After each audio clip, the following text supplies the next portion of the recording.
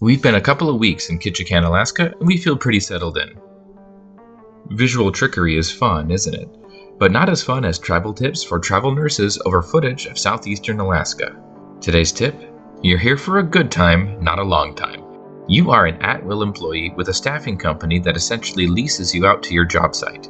Your contracts will be so short they're measured in weeks. So if you don't like a situation you're in, don't worry, it will change. On the other side of things, if you're loving your situation and your contract, you'll probably be asked to extend. Love kind of goes both ways. Look at this short-term arrangement as an exercise in looking for the positive in a place. It might be you really click with an administrator or a coworker. It could be an amazing view somewhere in town. It might be the nice walk you take to work. It could be a local coffee shop that makes your favorite chai tea. If you choose to look for it, there are always aspects of a town or a contract or a workplace that you can find a way to love. Plus, you are free to feel above the usual office drama and BS that comes with every facility. Don't act like you don't know what I mean. The he said, she said stuff, the politicking, the tattletales. You're not part of any of that. You're just a hardworking visitor in a new community. You're not under any obligation but to take the positive with you and leave the rest behind. Love it and then leave it. This has been Travel Tips for Travel Nurses over footage of southeastern Alaska. This time around, it's Q&A. I've never done one of these before, but Chelsea got a couple of questions from some interested parties, so let's work on this. Question: as a travel nurse, how does health insurance work? Is it any good? Most travel nursing companies offer benefits including health insurance. You can opt into their healthcare just like most employers, or during open enrollment. As an example, through our employer, you have 23 days grace period between contracts wherein your health insurance stays active. Many travel nursing companies offer 401k contribution and sick time, but not very many of them are offering vacations. Question: are all travel nurses required to be vaccinated?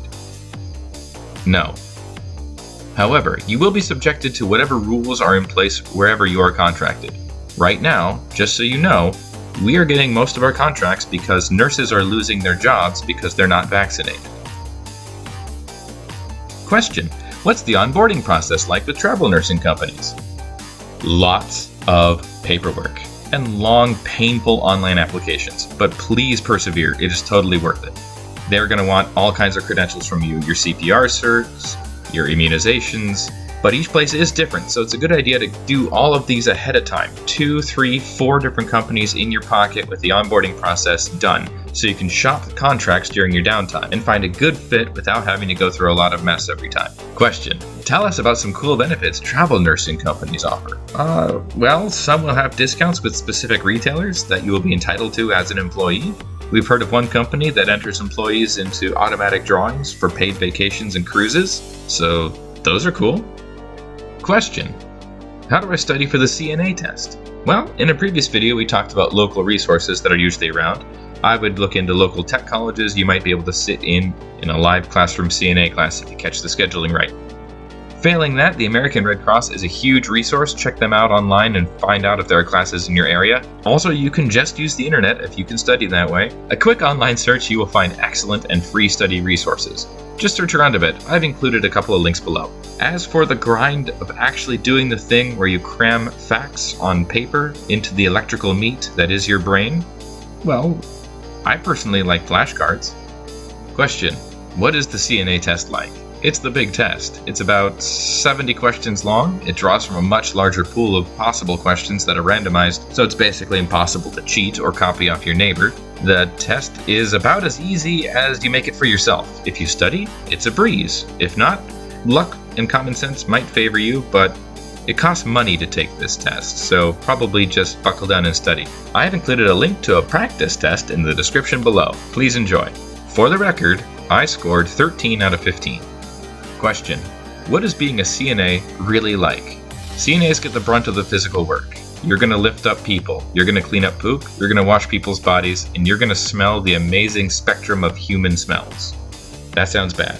You will also form relationships and really connect with real people, some of whom will pass away in your care. But if you can hang, you will find that you will use the skills you cultivate here throughout the rest of your nursing career.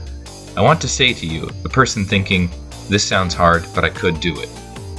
It is hard. That's what makes it rewarding. And yeah, you can do it. I can't really sugarcoat it. It's boring and difficult a lot of the time.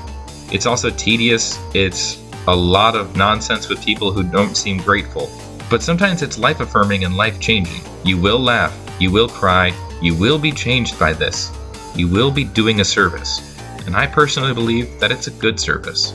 Next time, we're going to discuss going from CNA to LPN or RN and what that really entails. Until then, I'll leave you with this. Happiness is not a state of being you can just one day attain. For a time, it's a constant propulsion toward the next horizon. And then for a time, it's finding contentment in what you have. For a time. Go get vaccinated.